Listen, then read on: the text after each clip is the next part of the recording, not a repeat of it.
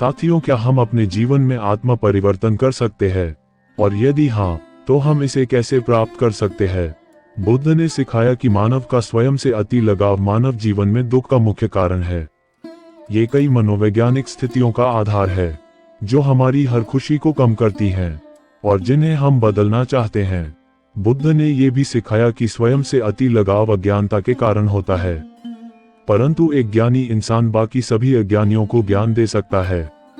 लेकिन उससे पहले जरूरी है उस मनुष्य को स्वयं अपने ज्ञान का अहंकार ना हो, वह दूसरों को स्वयं से नीचे ना समझे। साथियों, आप सभी को सादर अभिवादन।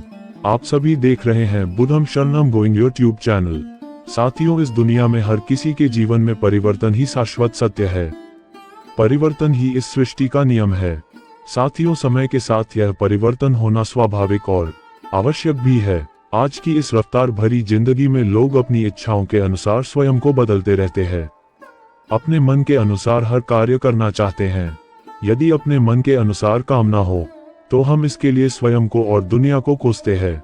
इसलिए हमें सबसे पहले स्वयं को बदलकर, अपनी सोच को बदलकर दुनिया में किस प्रकार बदलाव शुरू करना है ये जानना है।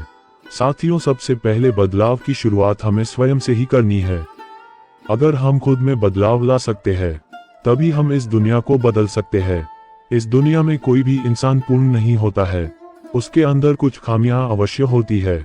इसलिए हमें अपनी कमियों को पहचानना, उन्हें स्वीकार करना है और उन कमियों को दूर करना बहुत ही कठिन कार्य है। उन कमियों को दूर करने में बहुत सी बाधाएं भी अवश्य ही आएंगी, क्योंकि वह कमियां हमारे अंदर बहुत लंबे समय से विराजमान हैं, पर ये कमियां हमें नजर नहीं आती और हम इसका दोष दूसरों पर देते हैं। इसलिए हमें अपनी कमियों का सही से आकलन करना है और उनमें बदलाव लाने की कोशिश करनी है। किसी भी व्यक्ति के जीवन की परिस्थितियां एक सी नहीं होती है, वह समय समय पर बदलती रहती है। परिस्थितियों में ये बदलाव स्वाभाविक है। कभी कभी ये परिस्थितियां हमें बदलने के लिए मजबूर करती हैं और कभी हम परिस्थिति के अनुसार स्वयं को बदलते हैं। इसके लिए हम जीवन में कड़ी मेहनत करते हैं और हमें स्वयं को इसके लिए बदलना पड़ता है। यहाँ बदलाव का तात्पर्य केवल और केवल अपने में बदलाव लाने से है। हमें स्वयं में बदलाव लाने के लिए अपनी कमियों को पहचानना होगा और हमें स्वयं पर पूरा भरोसा करना होगा। जब हम अपनी कमियों को पहचान कर अपने पर भरोसा करके कोई भी काम करते हैं तो हम अपने अंदर के भय और चिंता से मुक्त हो जाते हैं। हमारे अंदर का भरोसा और विश्वास ही हमारे मस्तिष्क में बदलाव लाता है और हम वास्तव में बदल जाते हैं। कभी कभी परिस्थितियों के चलते हमारे अंदर नकारात्मकता पैदा हो जाती है। यह नकारात्मक विचार हमारी सोच को बदल देते हैं और हम ये निर्णय नहीं कर पाते हैं कि हम गलत है कि ये दुनिया गलत है। चीजें कभी भी अपने आप नहीं बदलती है, हमें ही उसे बदलने की आवश्यकता है। हम ज्यादातर अपनी गलतियों को दूसरों की गलतियां कहते हैं और यही हमारी नकारात्मक सोच है। इस दृष्टिकोण को हमें बदलने की जरूरत है। इसके लिए हमें अपने सकारात्मक विचारों के साथ आगे बढ़ने की आवश्यकता है। जब हम अपने विचारों को बदलेंगे तभी हमें अपने आसपास और समाज की चीजें सकारात्मक दिखाई देंगी। अब प्रश्न यह है कि हम स्वयं को कैसे बदलें?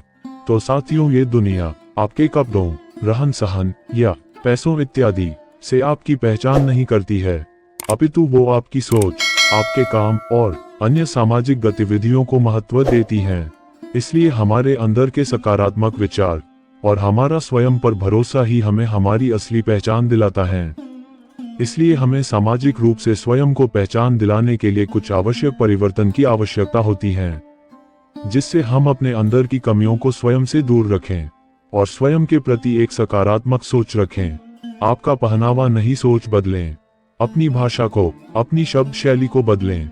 सदैव दूसरों का आदर करें, सम्मान करें। ये छोटी छोटी बातें आपको एक अलग पहचान दिलाती है और दुनिया की आपके प्रति सोच को बदल देती है।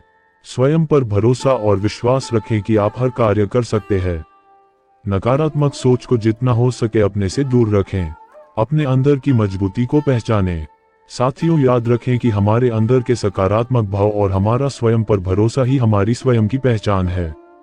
हम अपने अंदर की कमियों को दूर करके एक नई सकारात्मक ऊर्जा पैदा कर सकते हैं।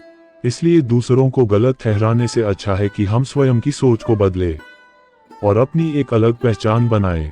वीडियो अच्छी लगी हो तो चैनल को सब्सक्राइब करें। फिर मिलते हैं अगली वीडियो में।